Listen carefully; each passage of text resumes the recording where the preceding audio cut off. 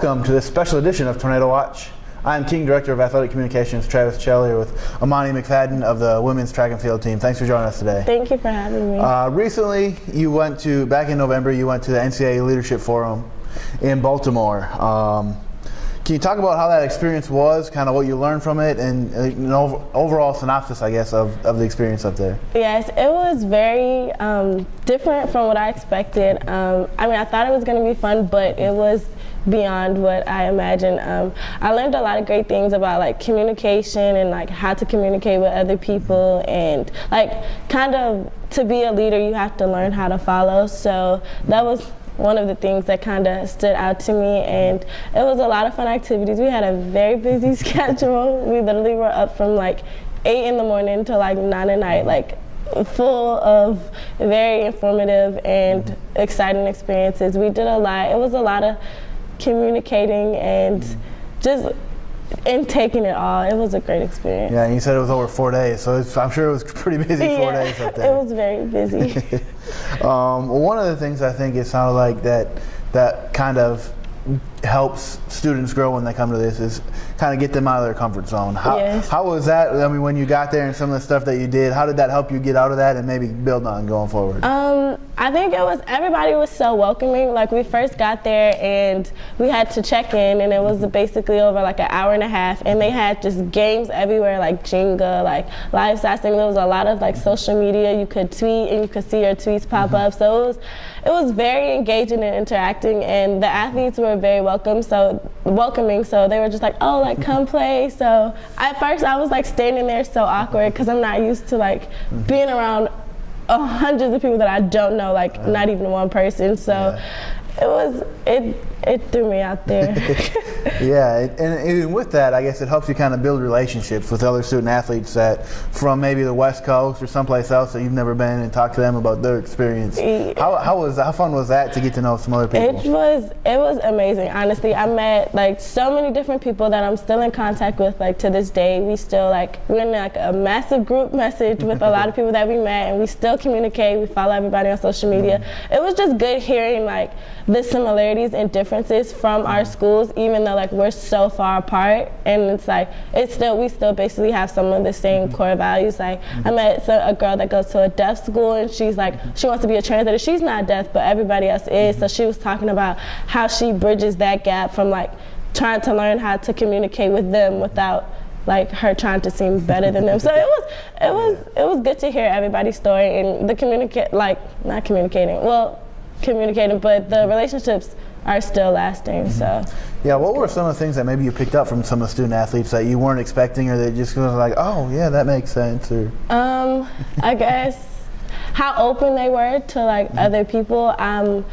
Not even other people, but other people's ideas. I know me, for a lot of the times I'm kind of like, if this is what I'm thinking, like that's it. But a lot of them were so open, so I was trying to like change my thinking. Like they helped me change my thinking about certain things, and like being more accepting and things like that. So it was good. I learned a lot from them. Yeah, along with learning from student athletes, they also had keynote speakers and stuff to people that you could listen to and learn stuff from them. What was some of the highlights of that, and what did you get out of the keynote speakers? Okay, so we had 2 keynote speakers. One was a football player, and now he's like a self-made millionaire. And then the other was a gymnast who went to the Olympics, and she actually got hurt like the day she had to compete. So basically hers was more telling us of like how you can be successful, but you fail, like you do fail. And being like in the spotlight like that, you realize that it's a lot of criticism that comes with it, and people don't really understand what goes on, because you're still human even though you have such a big platform.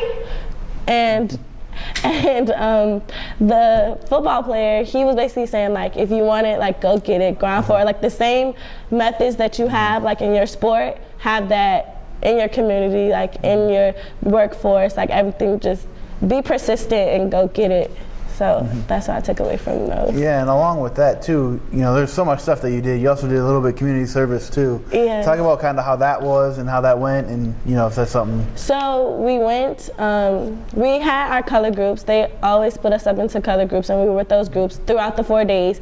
And so once we were in one of the meetings, they handed us out numbers, and we're like, what is this for? And they're like, just keep it later, it's for community service. So we go into this big room, and they're like, go with your group. And so we go with them, and basically the man in charge basically was like, okay, task. It was basically like a competition, but it wasn't, because it was community service, which I thought made it more interesting and exciting, because we're like, okay, we're doing it for a good cause, but we want to win. So we were like stuffed bears, we made care packages, we filled a lot of book bags with school supplies and stuff like that. So it was just good, and it's definitely something I would want to continue to do, because it feels good to give back, especially being a student athlete, because you are on a different type of platform, and to still give back without thinking like you're better than others is a good feeling. Yeah.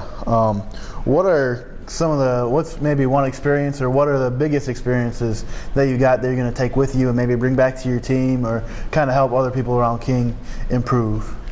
Just being open to other people, because a lot of people have different walks of life, and they have different stories, and you honestly never know unless you honestly sit down and talk to somebody and allow them to open up to you. But you have to be willing and accepting to listen to what they have to say. So kind of listening more and being more perceptive and aware of the people I'm around, and trying to understand where they're coming from.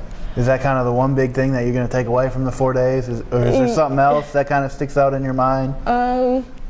That and communicating. I don't know. It was a lot, and everything is I don't know. Yeah, those are basically the biggest two. Just being more open and communicating and being a better leader. But I think those things help me be a better leader. So yeah, it's always good to sit back and kind of reflect on that. You can always pick different things here and there, I'm sure.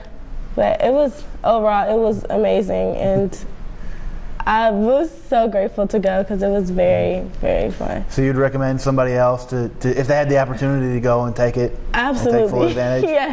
Yes.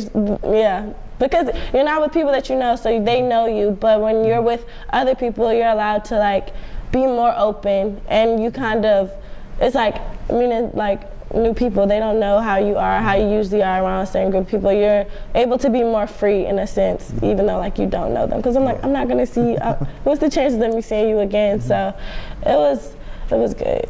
Yeah, that sounds like a fun week, definitely. Fun 4 days, weekend up in Baltimore for the NCAA Leadership Forum. Thanks for joining us and talking about your experience up there, and hope this semester goes well. Thank you.